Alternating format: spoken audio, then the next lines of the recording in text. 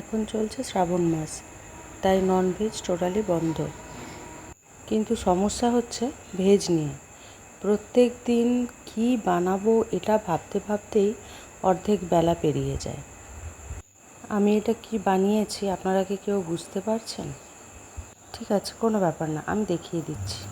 তো প্রথমে কড়াইয়ে তেল দিয়ে দিয়েছি, তারপর 3-4টে কাঁচা লঙ্কা চিড়ে দিয়ে দিলাম।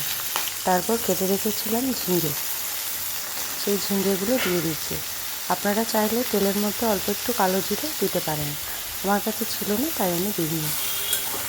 ঝিঙের এই রেসিপিটি অনেকেই জানেন, আবার অনেকেই জানেন না, কিন্তু কার কেমন লাগলো প্লিজ একটু কমেন্ট করবেন।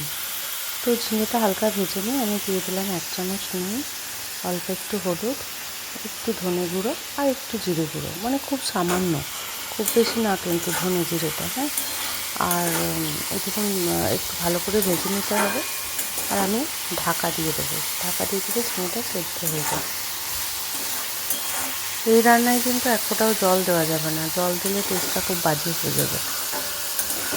আচ্ছা, আমার একটা কথা খুব জানতে ইচ্ছে করছে যে আপনাদের জন্য আমি এত সুন্দর সুন্দর ভিডিও নিয়ে আসছি, তো আপনাদের কেমন কি লাগছে আপনারা কিন্তু আমাকে জানাচ্ছেন না।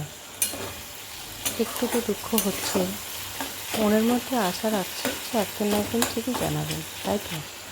তো এখানে ঝিঙেটা সেদ্ধ হয়ে গেছে, তেল ছেড়ে দিয়েছে পুরো, আর ওপর থেকে আমি পোস্তটা দিয়ে দিলাম। তারপর ভালো করে মিক্স করে নেব, আর এটা একটু ড্রাই করে নেব, এতটা জল রাখবো না, ওই ব্যাপারটা একটু তেল তেল হয়ে যাবে এই আর কি। বাট গরম ভাতের সাথে খেতে উফ, একদম ফাটাফাটি। প্রত্যেকের কাছে আমার অনুরোধ রইল এই রেসিপিটি একবার বানানোর জন্য। By the way, baby blog থেকে আমি মান্তু। যারা আমার এই ভিডিওটি দেখছেন তাদেরকে অনেক অনেক ধন্যবাদ।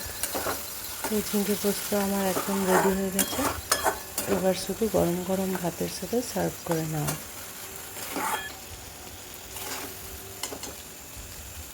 আজকের জন্য এটুকুই, আবার কথা হবে নতুন একটি ব্লগে। টাটা।